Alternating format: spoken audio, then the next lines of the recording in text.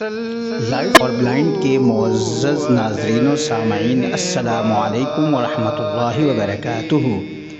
Light for blind آپ کے لیے پیش کر رہا ہے مفتی اعظم پاکستان جناب مفتی منیب الرحمان صاحب کی فتاوی جات پر مشتمل کتاب تفہیم المسائل، جس میں آپ کے معاشی، معاشرتی، سماجی اور سیاسی مسائل کا حل دینی تعلیمات کی روشنی میں پیش کیا گیا ہے۔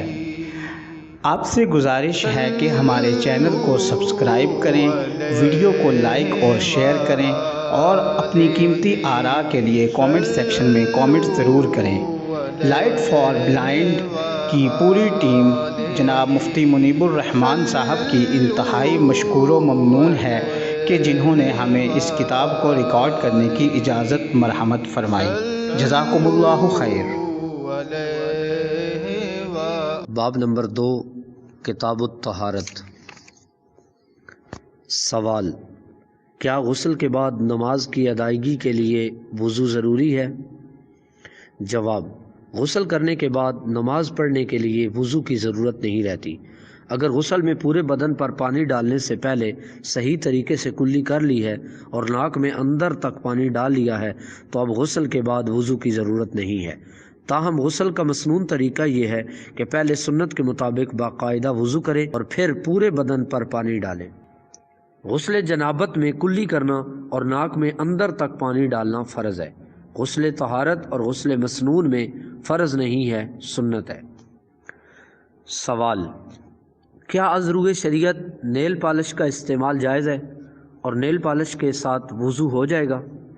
جواب: اگر نیل پالش کے اجزائے ترکیبی میں کوئی حرام اور ناپاک چیز شامل نہیں ہے تو اس کا استعمال جائز ہے۔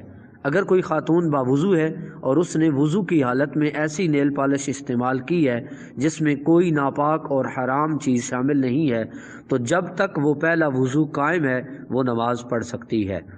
ہماری معلومات کے مطابق نیل پالش سے ناخن پر کیمیکل کی ایک سطح جم جاتی ہے جو چکناہٹ کی وجہ سے واٹر پروف ہوتی ہے، یعنی وضو کا پانی اس میں سرایت کر کے ناخن کی اصل سطح تک نہیں پہنچ پاتا۔ ایسی صورت میں جب تک نیل پالش کو کھرچ کر صاف نہ کر دیا جائے وضو نہیں ہوگا۔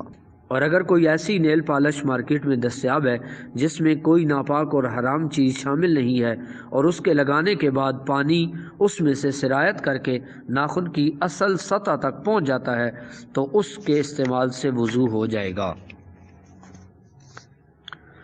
سوال: وضو کرنے کے بعد جھوٹ بولا، کسی کی غیبت کی، فحش کلامی کی تو کیا اس سے وضو ٹوٹ جاتا ہے یا بحال رہتا ہے؟ کیا تازہ وضو کیے بغیر نماز پڑھ سکتے ہیں؟ جواب: فقہی طور پر تو وضو قائم رہتا ہے اور اس سے نماز پڑھ لی تو ادا ہو جائے گی، لیکن اس کی کامل روحانیت، نورانیت، اجر و ثواب اور برکت حاصل نہیں ہوگی۔ لہذا افضل اور مستحب یہ ہے کہ دوبارہ تازہ وضو کر کے نماز پڑھے، اور اگر چاہتا ہے کہ ان گناہوں کا اثر اور نحوست پوری طرح سے زائل ہو جائے تو صدقے دل سے اللہ تعالی سے توبہ بھی کرے۔ سوال: نماز با جماعت کے دوران اگلی صف میں کھڑے کسی نمازی کا وضو ٹوٹ جائے اور اطراف سے نکلنے کا راستہ نہ ہو تو نمازی کیا کرے؟ کیا صفوں کو چیرتا ہوا نکل سکتا ہے؟ جواب: اگر نماز با جماعت ہو رہی ہے اور اگلی صفوں میں کھڑے کسی نمازی کا وضو ٹوٹ جائے تو اسے چاہیے کہ اسی لمحہ نماز کو ترک کر دے اور پچھلی صفوں میں سے نمازیوں کے درمیان میں سے راستہ بناتے ہوئے نکل جائے، یا جس صف میں کھڑا ہے وہاں نمازیوں کے آگے سے گزر کر کنارے پر چلا جائے اور کنارے سے راستہ بنا کر نکل جائے۔ نمازی کو چاہیے کہ اپنی ناک پر ہاتھ رکھ لے تاکہ دوسرے نمازیوں کو پتہ چل جائے کہ اس کا وضو ٹوٹ چکا ہے اور اسے وضو کرنے کے لیے پیچھے جانا ہے۔ جب وضو کر کے واپس آئے اور جماعت بدستور جاری ہو تو سب سے پچھلی صف میں جہاں جگہ ملے کھڑا ہو جائے اور امام کے سلام پھیرنے کے بعد اس کی بیچ کوئی رکعت نکل گئی ہو تو اسے پڑھ لے۔ سوال: مسجد میں وضو کی جگہ اکثر لوگ جوتے دھوتے ہیں، کیا یہ جائز ہے؟ جواب: وضو کی جگہ جوتے دھونا معیوب تو لگتا ہے لیکن دھو سکتے ہیں۔ بشرطے کہ اگر وہ ناپاک ہیں تو ان کے چھینٹے کسی کے بدن یا لباس پر نہ پڑیں۔ سوال: بہت سے لوگ بیت الخلاء سے آنے کے بعد ہاتھ نہیں دھوتے، کیا یہ درست ہے؟ یا صرف پانی سے ہاتھ دھوتے ہیں، صابن استعمال نہیں کرتے؟ جواب: اسلام ایسا دین ہے جو تزکیہ، طہارت اور نفاست کی تعلیم دیتا ہے۔ جب تک مومن کا بدن، لباس اور نماز کی جگہ پاک نہ ہو، نماز ادا کرنے کا اہل ہی نہیں ہوتا۔ قضائے حاجت کے بعد ہاتھ دھونا طبی نفاست کی دلیل ہے۔ ڈاکٹر حضرات کا بھی یہی مشورہ ہے کہ قضائے حاجت کے بعد صابن سے ہاتھ دھو لیا کریں، ورنہ یرکان کا مرض لاحق ہونے کا خدشہ ہے۔ حضور انور صلی اللہ علیہ وآلہ وسلم کے عہد مبارک میں صابن نہیں تھا، لیکن صفائی میں مبالغے اور احتیاط کے لیے ہاتھوں کو مٹی پر رگڑ کر دھویا کرتے تھے۔ اللہ تعالیٰ کا ارشاد گرامی ہے: ان اللہ یحب التوابین و یحب المتطہرین، سورۃ البقرہ آیت نمبر 222۔ ترجمہ: بلا شبہ اللہ توبہ کرنے والوں اور نہایت عمدہ طریقے سے پاکیزگی اختیار کرنے والوں کو پسند فرماتا ہے۔ اور حضور علیہ الصلاۃ والسلام نے ارشاد فرمایا: طہارت نصف ایمان ہے، مشکات بحوالہ ترمذی۔ اور اسلام کا سارا نظام عبادات و اطاعت اس کے حصول کا ذریعہ ہے۔ نماز میں جسم، لباس اور مقام نماز کا پاک ہونا شرط لازم ہے۔ نماز، روزے اور زکوٰۃ، ان تمام عبادات سے بندہ مومن کے قلب اور قالب، جان و مال، ظاہر و باطن، بدن و روح اور ذہن کی تطہیر مقصود ہے۔ اس سے انسان میں اخلاص للہیت، حضور قلب، سخاوت، شجاعت اور صبر و ضبط نفس پیدا ہوتا ہے۔ سوال: آنکھ میں تنکا پڑنے سے پانی بہنے لگتا ہے، رونے سے آنسو بہہ نکلتے ہیں اور کبھی آنکھ دکھنے سے پانی بہتا ہے، کیا اس سے وضو ٹوٹ جاتا ہے؟ جواب: آنکھ میں تنکا وغیرہ پڑنے سے جو پانی بہتا ہے یا رونے والے کے آنسوؤں سے وضو نہیں ٹوٹتا، البتہ آنکھ دکھ جانے سے جو پانی بہتا ہے اس سے وضو ٹوٹ جاتا ہے۔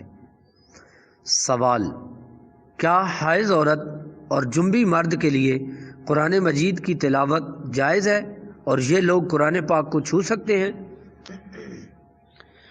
جواب: حائض عورت اور جنبی مرد کے لیے قرآن کی تلاوت منع ہے، اور قرآن کو چھونا یعنی ہاتھ میں پکڑنا بھی منع ہے۔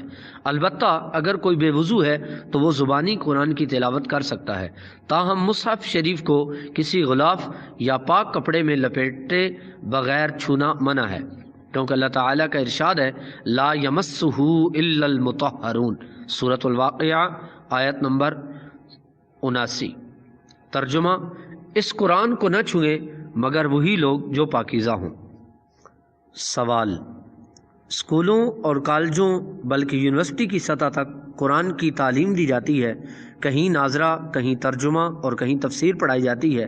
بعض اوقات معلمات اور طالبات ایام سے ہوتی ہیں، ایسی صورت میں انہیں کیا کرنا چاہیے؟ جواب: جو معلمہ اور طالبہ ایام سے ہے وہ قرآن کی تلاوت نہ کرے اور نہ چھوئے۔ ایسی طالبات جو باوضو اور طہارت سے ہوں وہ تلاوت کریں اور دوسری سنیں۔ ترجمہ، تفسیر اور مسائل اگر معلمہ ایام سے ہوں تب بھی بیان کر سکتی ہیں۔ اگر وہ صرف قرآن یا مترجم قرآن یا قرآنی تفسیر پر مشتمل نصابی کتاب سامنے رکھنا ضروری سمجھیں تو پاک کپڑے یا غلاف میں لپیٹ کر پکڑ سکتی ہیں۔ اسی طرح ناظرہ پڑھاتے ہوئے ایک ایک لفظ الگ کر کے طالبات کو سمجھا سکتی ہیں۔ سوال: کسی کے منہ میں پان یا نسوار ہے اور کوئی اسے سلام کرتا ہے تو سلام کا جواب دینا چاہیے یا نہیں؟ اس حالت میں درود پاک پڑھنا یا ذکر و تلاوت کرنا جائز ہے یا نہیں؟ جواب: کسی کے منہ میں پان یا نسوار ہو اور کوئی اسے سلام کرے تو اسے جواب دینا چاہیے، کیونکہ سلام کرنا سنت ہے اور جواب دینا واجب ہے۔ مسجد میں کچا پیاز، لہسن یا کوئی بھی بدبودار چیز کھا کر جانا اس لیے منع ہے کہ اس سے فرشتوں کو اذیت پہنچتی ہے۔ اور دوسرے نمازیوں کے لیے باعث کراہت و اذیت ہے۔ انسان اللہ تعالیٰ کی بارگاہ میں جسمانی، روحانی، سوری اور معنوی ہر اعتبار سے پاک و صاف ہو کر کھڑا ہو۔ لہذا ادب کا تقاضا تو یہ ہے کہ باوضو بھی ہو، کلی یا مسواک کر کے منہ کو اچھی طرح صاف کرے، اور ہو سکے تو خوشبو لگا کر قرآن مجید کی تلاوت کرے اور درود پاک پڑھے۔ مستند ڈاکٹروں کی تحقیق کے مطابق چونکہ تمباکو کینسر اور دیگر مہلک امراض کا سبب بن سکتا ہے، لہذا اس سے اجتناب بہتر ہے۔ سوال: شہروں میں لوگ اکثر اپنے کپڑے دھوبی اور ڈرائی کلینر سے دھلواتے ہیں۔ ان کپڑوں میں کچھ تو پاک ہوتے ہیں اور کچھ ناپاک، اور دھوبی لوگ ان کپڑوں کو ایک ساتھ مشین میں ڈال دیتے ہیں، اسی استعمال شدہ پانی میں انہیں صاف کر کے چمکا کر استری کر کے دے دیتے ہیں۔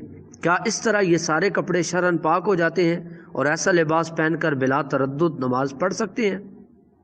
جواب: اگر فی الواقع صورتحال ایسی ہے جیسا کہ سوال میں بیان کی گئی ہے کہ پاک و ناپاک کپڑے ایک ساتھ مشین میں ڈال دیے جاتے ہیں، تو ظاہر ہے کہ وہ مائع مستعمل ناپاک ہوتا ہے، اور اگر اسی میں میل نکال کر کپڑوں کو چمکا کر خشک کر کے استری کر دیا جاتا ہے تو یہ شرعاً پاک نہیں ہوں گے، اور انہیں پہن کر نماز پڑھی جائے تو ادا نہیں ہوگی، کیونکہ طہارت لباس نماز کے لیے شرط ہے۔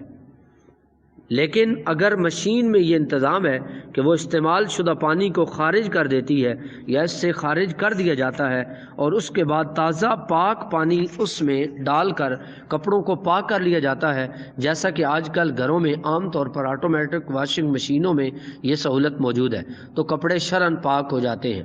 مشین آٹومیٹک نہ بھی ہو تو پہلے استعمال شدہ پانی کو نکال کر دوبارہ پانی ڈالا جا سکتا ہے، یا کپڑوں کو باہر نکال کر پانی میں ایک دو بار بھگو کر نچوڑا جا سکتا ہے۔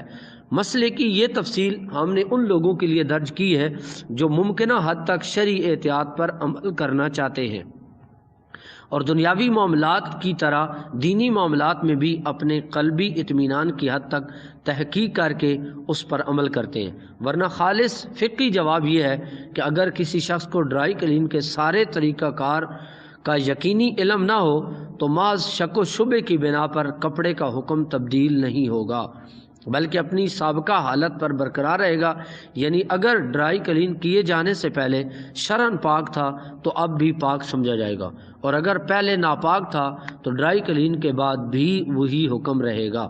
واضح رہے کہ کپڑے کا میلا اور اجلا ہونا اور بات ہے، اور شرعاً پاک و ناپاک ہونا اور بات ہے۔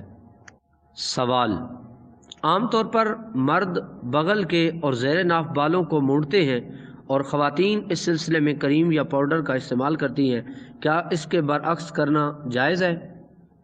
جواب: زیر ناف بالوں کا ازالہ دین فطرت کی ان اقدار میں سے ہے جو ملت ابراہیمی میں بھی شامل تھی، اور ہمارے نبی مکرم صلی اللہ علیہ وسلم کی شریعت مطہرہ میں بھی شامل ہے۔ شریعت کا اصل مقصود تطہیر و نفاست ہے، اور ان غیر ضروری بالوں کا ازالہ ہے۔ اس کے 3 طریقے ہو سکتے ہیں: نمبر 1 مونڈنا یعنی استرے یا بلیڈ کا استعمال، نمبر 2 قصر یعنی تراشنا کینچی وغیرہ سے، اور نمبر 3 نتف یعنی اکھیڑنا۔ آج کل اس کے لیے کریم یا پاؤڈر کا استعمال ہوتا ہے۔ شرعاً یہ تینوں طریقے مرد اور عورت دونوں کے لیے درست ہیں، کیونکہ ان میں سے ہر ایک سے مقصد حاصل ہو جاتا ہے۔ تاہم حدیث و فقہ کے کلمات کی روشنی میں مرد کے لیے حلق یعنی مونڈنا افضل ہے، اور عورت کے لیے نتف یعنی کریم یا پاؤڈر کے ذریعے، لیکن اس کے برعکس بھی جائز ہے۔ پیشکش لائٹ فار بلائنڈ